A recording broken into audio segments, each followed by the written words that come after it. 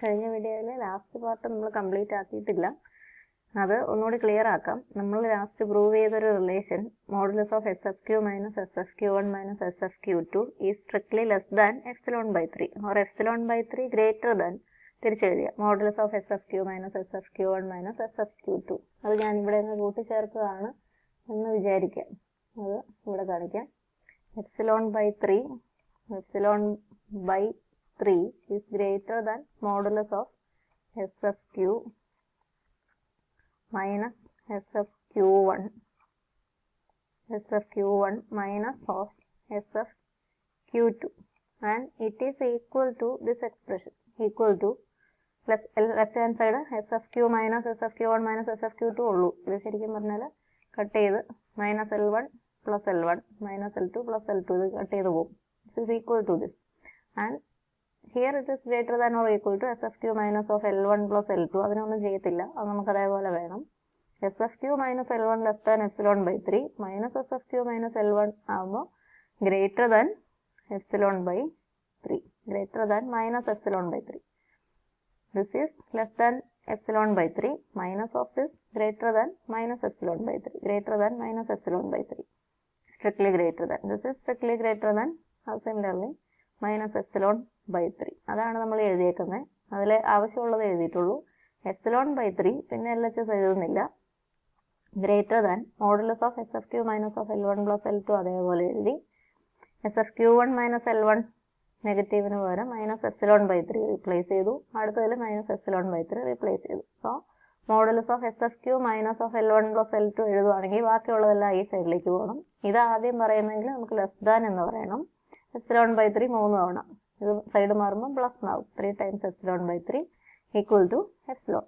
SFQ minus of L1 given any epsilon greater than 0 for all partitions with the norm less than delta epsilon modulus of SFQ minus of L1 plus L2 less than epsilon എന്ന് കിട്ടി. L1 നമ്മൾ കൊടുത്ത notation integral A to C F and L2 integral C to B F.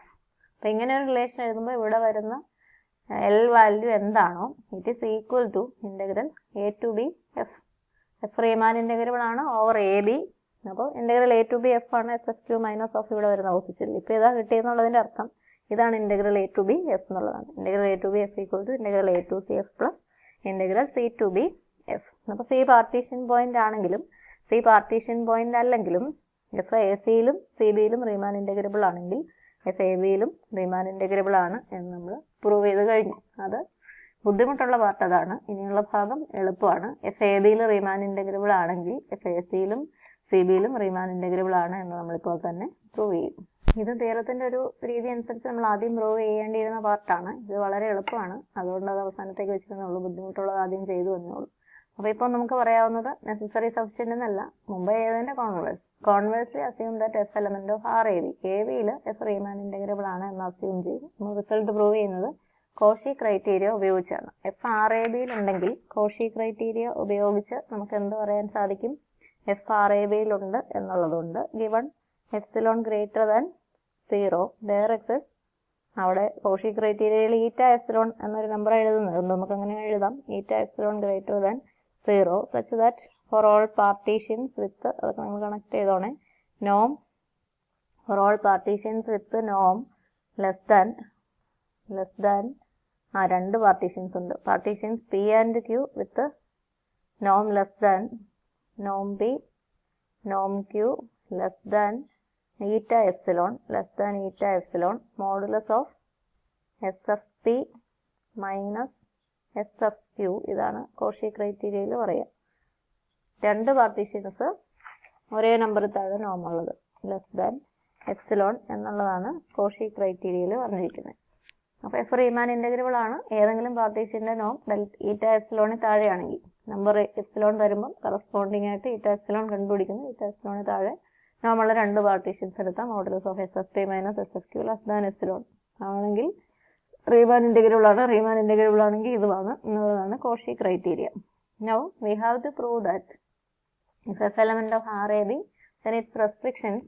അപ്പോൾ എഫിനെ നമ്മൾ AC-യിലേക്ക് restrict ചെയ്യുന്നതിനെ നമ്മൾ നേരത്തെ തന്നെ വിളിച്ചതാണ് F1 എന്ന് വിളിക്കുക. എഫിനെ CB-യിലേക്ക് റെസ്ട്രിക്റ്റ് ചെയ്യുന്നതിനെ വെറുതെ നമുക്ക് F2 എന്ന് പേര് വിളിക്കാം. നമുക്ക് പ്രൂവ് ചെയ്യേണ്ടത് F1 element of R AC എന്നും അതുപോലെ തന്നെ F2 element of R റീമാൻ integrable over CB എന്നുമാണ് നമുക്ക് പ്രൂവ് ചെയ്യേണ്ടത്. അതിലൊരെണ്ണേ നമ്മളിപ്പോൾ പ്രൂവ് ചെയ്യുന്നുള്ളൂ. F1 RACയിലെ മെമ്പറാണ്. F1 is Riemann integrable over the closed interval AC. C is a point inside the given interval AB. ഇതാണ് നമ്മളിപ്പോൾ പ്രൂവ് ചെയ്യാൻ പോകുന്നത്. അപ്പോൾ അവിടെയും നമുക്ക് കോഷി ക്രൈറ്റീരിയ ഉപയോഗിക്കാം. ടേക്ക് two partitions of ഏതിൻ്റെയാ ക്ലോസ്ഡ് ഇൻ്റർവൽ AC വിത്ത് ആ രണ്ട് പാർട്ടീഷൻ്റെ പേര് ഞാൻ F1ൻ്റെ ആയതുകൊണ്ട് P1 Q1 എന്ന് വിളിക്കാം. ഇവരുടെ നോം P1 നോം Q1 ലെസ് ദാൻ ഈറ്റ എപ്സിലോൺ ആകുമ്പോൾ നമുക്ക് റിസൾട്ട് കിട്ടുമെന്നാണ് നമ്മൾ പറയാൻ പോകുന്നത്. പക്ഷെ നമുക്ക് എ ബിയിലുണ്ട്, അത് എങ്ങനെ ഇവിടേക്ക് കൊണ്ടുവരാം എന്ന് നമുക്ക് നോക്കാം. അപ്പോൾ നമ്മൾക്ക് എ ബി എന്ന് പറയുന്ന ഇൻ്റർവലാണ് ഉണ്ടായിരുന്നത്. എഫ് എ ബിയിൽ റീമാൻ ഇൻ്റഗ്രബിൾ ആയതുകൊണ്ട് ഈ കണ്ടീഷൻ ഉണ്ട്. Now we have taken partitions of A C. C ഇവിടെ വരെയാണ് എന്ന് വിചാരിക്കാം. ഇതിൻ്റെ പാർട്ടീഷൻസ് രണ്ട് സബ് പാർട്ടീഷൻ P1ഉം Q1ഉം നമ്മൾ എടുത്തിട്ടുണ്ട്. P1 സ്പ്ലിറ്റ് ചെയ്യാൻ ഞാൻ ഈ റെഡ് മഷിക്ക് ഉപയോഗിക്കുന്ന പോയിന്റ്സ് ആണ് ഉപയോഗിച്ചതെന്ന് വിചാരിക്കാം. ഇത് P1നെ ഡിനോട്ട് ചെയ്യുന്നു. AC ഇവിടെ വരെ എയും ഇൻക്ലൂഡഡ് ആണ്. അപ്പോൾ അതുപോലെ P2ന് വേണ്ടി Q1ന് വേണ്ടി ഞാൻ ഉപയോഗിക്കുന്നത് AC-യുടെ തന്നെ പാർട്ടീഷനാണ്. അപ്പോൾ എ ഇവിടെ വരും, സിയും വരും, പിന്നെ ഉള്ളത് മാറിപ്പോവാം. ഇത് ചെറുതാകാം, അടുത്ത് വലുതാകാം, അങ്ങനെ ഇവിടെ ഒത്തിരി വ്യത്യാസം ഉണ്ടാവാം. അപ്പോൾ അങ്ങനെ ഗ്രീൻ ലൈൻ Q1നെയും റെഡ് ലൈൻ കാണുന്നത് P1നെയും ഡിനോട്ട് ചെയ്യുന്നു എന്ന് വിചാരിക്കാം. അപ്പോൾ ഇത് AC-യുടെ പാർട്ടീഷനാണ്. നമുക്ക് റിസൾട്ട് ഉള്ളത് AB-യുടെ പാർട്ടീഷനിൽ. അപ്പോൾ ഇനി നമ്മൾ ഇതുപോലെ രണ്ടാക്കുന്നില്ല. ഇനി രണ്ടിടത്തും കോമൺ ആയിട്ട് നമ്മൾ അത് ബ്ലൂവിന് തന്നെ കാണിക്കാം. ഇനി P1നെയും Q1നെയും എക്സ്റ്റെൻഡ് ചെയ്യുമ്പം ഈ പാർട്ടിൽ നമ്മളുടെ ഇൻ്റർവൽസ് സെയിം ആയിട്ട് എടുക്കാം. ഇത് P1നെയും Q1നെയും അത് AC-യുടെ ആയിരുന്നു. നമ്മൾ Pയിലേക്കും Qയിലേക്കും എക്സ്റ്റെൻഡ് ചെയ്യുവാണ്.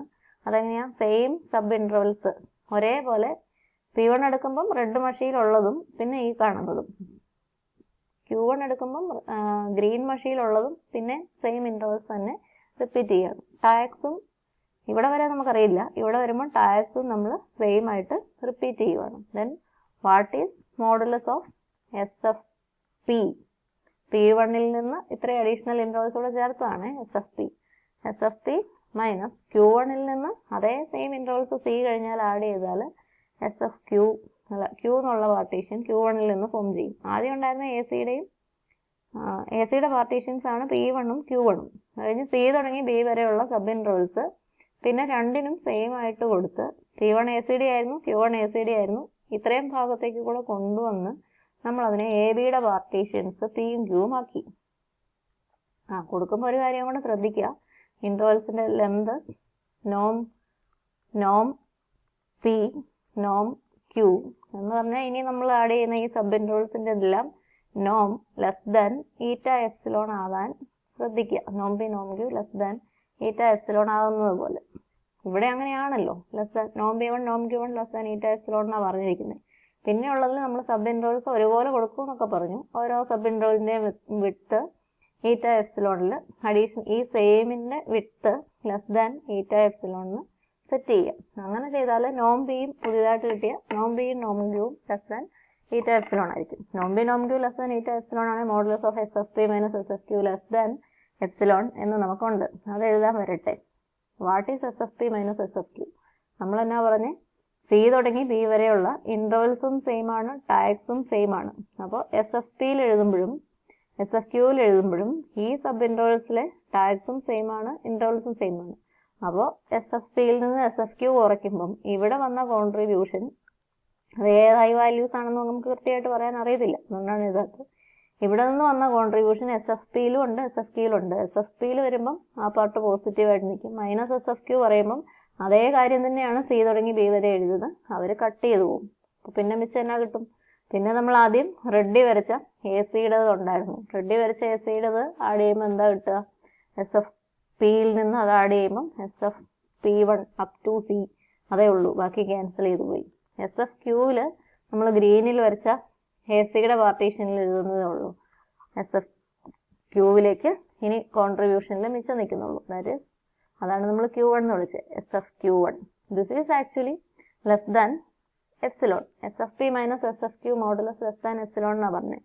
But it is equal to this value. ഇത് രണ്ടും സെയിം ആയതുകൊണ്ട് this is also less than epsilon എന്ന് നമുക്ക് പറയാൻ സാധിക്കും. ഇതെങ്ങനെയാണ് പറഞ്ഞത്? ഇതാ ലെസ് ദാൻ, പൊക്കത്തിൽ കിടക്കുന്ന ലെസ് ദാൻ എപ്സിലോൺ എന്ന് പറഞ്ഞത് Cauchy criteria for Riemann integrability of F in closed interval A B ആണ് ശരിക്കും നമ്മൾ ഉപയോഗിച്ചത്. ആ S F P minus S F Q ഇപ്പോൾ നമുക്ക് ആവശ്യമുള്ള S F P1 minus S F Q1ൻ്റെ എക്സ്പ്രഷൻ തന്നെയായിട്ട് വരുന്നത് പോലെ നമ്മൾ സി തുടങ്ങി ബി വരെയുള്ള ഇൻ്റർവെൽസിൽ ഈറ്റ എപ്സിലോണിൽ താഴെ നമ്മളുള്ള സബ് ഇൻ്റർവെൽസും രണ്ടിനും ഒരേപോലെ പിന്നീടുള്ള ഇൻ്റർവെൽസ് റിപ്പീറ്റ് ചെയ്യുന്നത് പോലെയും ടാക്സ് റിപ്പീറ്റ് ചെയ്യുന്ന പോലെയൊക്കെ നമ്മൾ സെലക്ട് ചെയ്യുന്നു. അപ്പോൾ S F P minus S F Q എഴുതുമ്പം സി തുടങ്ങി ബി വരെയുള്ള പോർഷൻ എസ് എഫ് പിയിലും മൈനസ് എസ് എഫ് ക്യൂ എഴുതുന്നതിൻ്റെ അകത്ത് റിപ്പീറ്റ് ചെയ്യുന്നു, അവ ക്യാൻസൽ ചെയ്യുന്നു. മിച്ചമുള്ളത് S F P1 minus S F Q1 എന്നുള്ള എക്സ്പ്രഷൻസിലേക്ക് പോകുന്നു. Since this is less than epsilon, modulus of S F P1 minus S F Q1 less than epsilon. അപ്പോൾ എന്താ given any epsilon greater than 0 for all partitions with the norm partitions P1 and Q1 of AC with the norm less than eta epsilon modulus of S of P1 minus S of Q1. ഇത് മതി നമുക്ക്, less than epsilon എന്ന് കിട്ടി. That is A Cauchy criteria four F1 in closed interval AC. F1 element of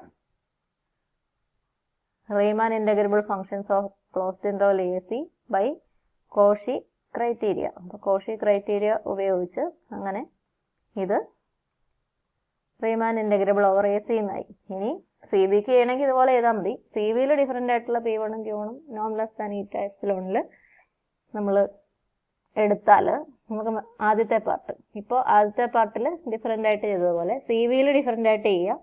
മറ്റിടത്ത് പിന്നെയുള്ള add ചെയ്യുന്ന sub ഇൻട്രോൾസ് same ആയിട്ടും tag same ആയിട്ടും sub ഇൻട്രോൾസിൻ്റെ എന്ത് ഈറ്റ എപ്സിലോണിൽ താഴെയായിട്ടും സെറ്റ് ചെയ്യാം.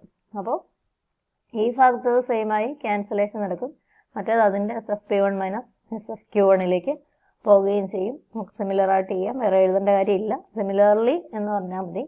Similarly we can prove that F2 element of, അവിടെ ഇൻ്റർവെൽ മാറി, റീമാൻ integrable functions over C B.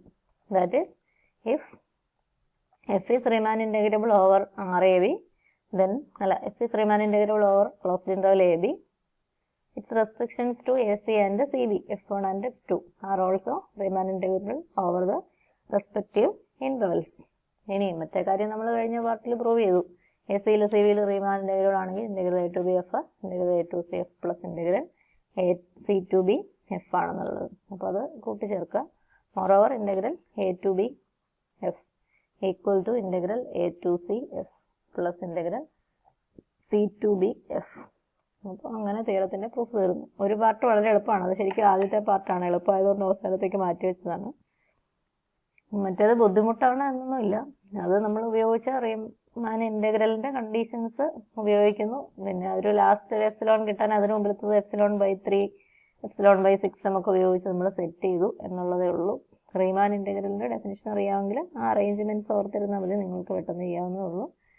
S A ആയിട്ട് ചോദിക്കാൻ സാധ്യതയുണ്ട്, വളരെ സാധ്യതയുണ്ട്, അതുകൊണ്ട് പഠിക്കാൻ വേണ്ടി ശ്രദ്ധിക്കുക. ഇനി ഇതിൻ്റെ കുറേ കൊറോളറീസ് ഉണ്ട്, അതാണ് നമുക്ക് അടുത്തായിട്ട് വരുന്നത്.